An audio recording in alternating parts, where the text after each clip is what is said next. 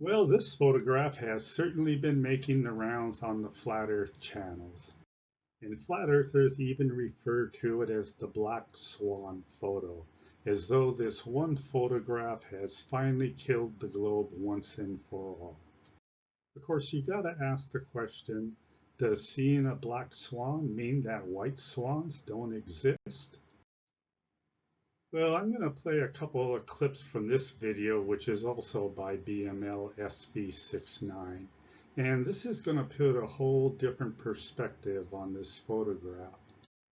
Now, there's two things to note. First of all, BML SB69 is a flat earther, as you can tell by the title of this video.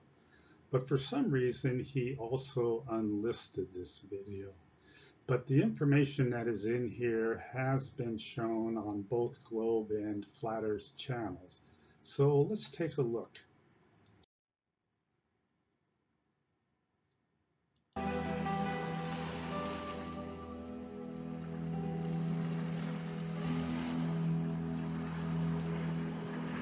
I'm not certain what his elevation is. That doesn't seem like he got low where he's 1 foot above the water, as stated in that other video.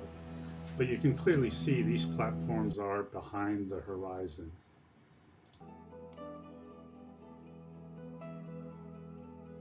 Now this is on another day. And here he gets down very low to the water level.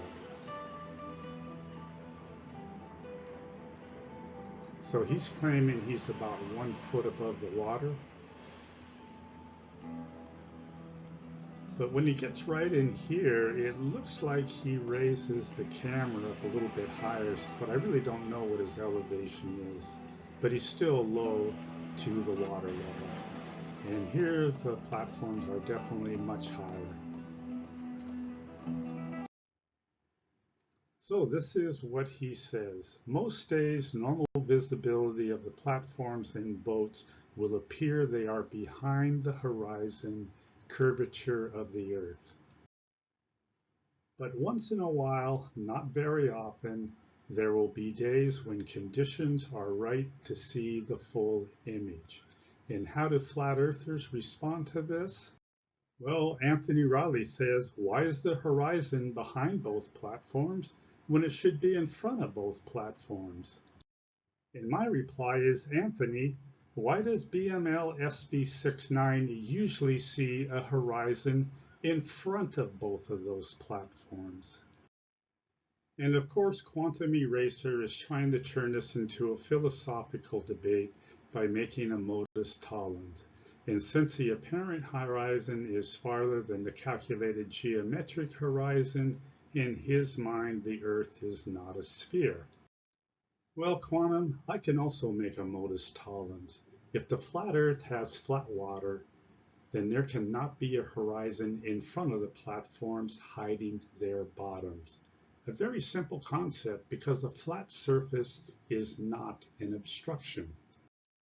Of course, BML SB69 even admits that he usually sees a horizon that is hiding the bottom of both platforms. So therefore, the Earth is not flat. And again, a very simple concept. A curved surface is an obstruction. But why do we sometimes see these platforms above the horizon? Well, let's go to the definition of looming that flat earthers seem to love right now. The appearance above the horizon of a distant object that would normally be hidden below it. Looming is also an easily understood concept. So as light from this distant platform approaches the observer, it gets bent downward and enters his eyes at a higher angle than it normally would. So now that platform appears higher in relationship to the horizon in the foreground.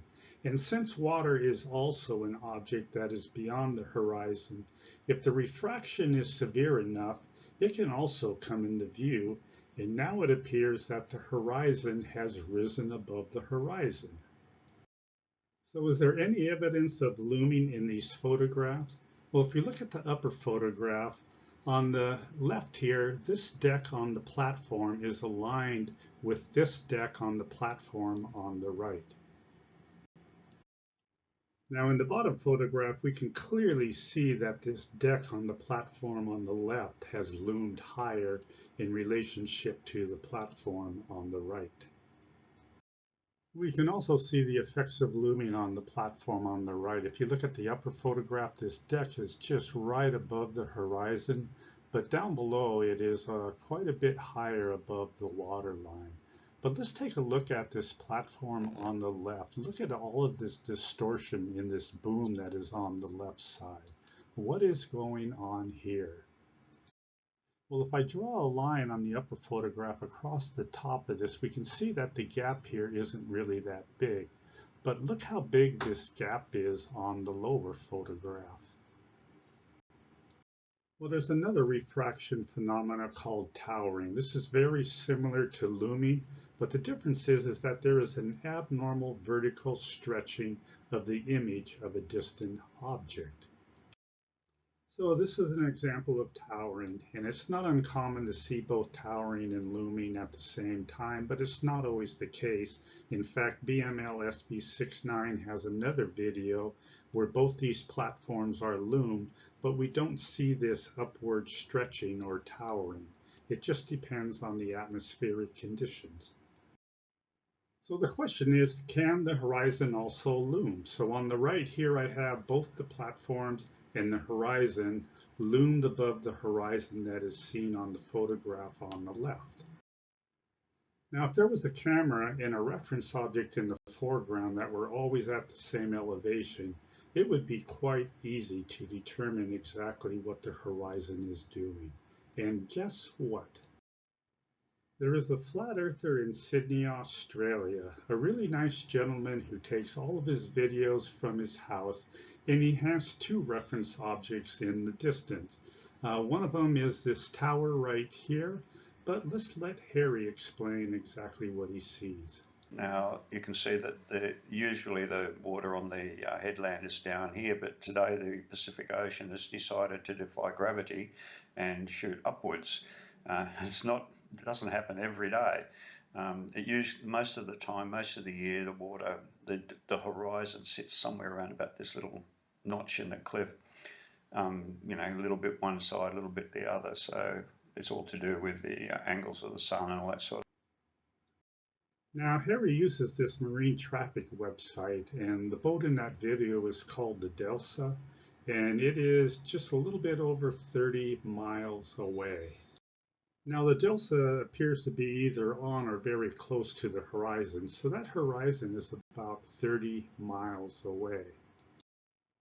And typically, he says he normally sees the horizon down lower, right where this notch is. Now, this is from another video of his, and this horizon is lower. Here's another boat that looks like it's sitting either on or near the horizon, but this time it is only 20.93 miles away. So can the horizon loom higher? Well, I scaled these photographs so that these cliffs are the same size. I used the top of the mast here and this notch down here. So this is very good photographic evidence showing that the answer is yes. Now, Harry's elevation is 250 feet, so I plugged that into the curvature calculator. And Harry always uses this figure here, 19.36 miles. And this is the refracted horizon. So we can see that this horizon here matches what we would expect to see on the globe model. Now here's the Delta again. This is on the higher horizon in relationship to that tower. But Harry says he normally sees the horizon down here. And here is the photograph showing that lower horizon. Now this vessel is 26.33 miles away according to Harry, and it's quite obvious that we do not see really any of the hull at all. You can see some of the structures on top of the hull, but the hull is hidden by the horizon. Now I also want you to notice that he says that there's 2+ meter swells. Just want you to take a look at how rough this horizon line looks. Now this is a photograph of an unidentified ship, and it is also behind the lower horizon because we can just see the hull starting to appear above that horizon. And compared to that last photograph with the 2-meter swells, you can see how straight this horizon line is. So let's compare these two photographs. And I have scaled both of these towers using 3 reference points here, so they are the exact same size. So on the left, we have an unidentified ship with part of the hull hidden below a closer horizon. And on the right, we have the Delta on a higher and farther horizon. And again, this is a clear case of looming. So on most days, Harry says that he sees the lower horizon, and this horizon is capable of hiding the hull of distant ships. But once in a while, Harry admits that he sees a higher horizon, and if there is a ship that is farther away, it will even be sitting on top of that horizon. And of course, BML SB69 says the same thing. On most days, he sees a horizon that is in front of those platforms, hiding some of their bottoms, but once in a while, he'll see all of the platforms. So can distant objects in the horizon loom higher? Well, photographic evidence taken by flat earthers definitely says yes. So if you're a flat earther, you need to remember that a black swan doesn't change the color of the white swans.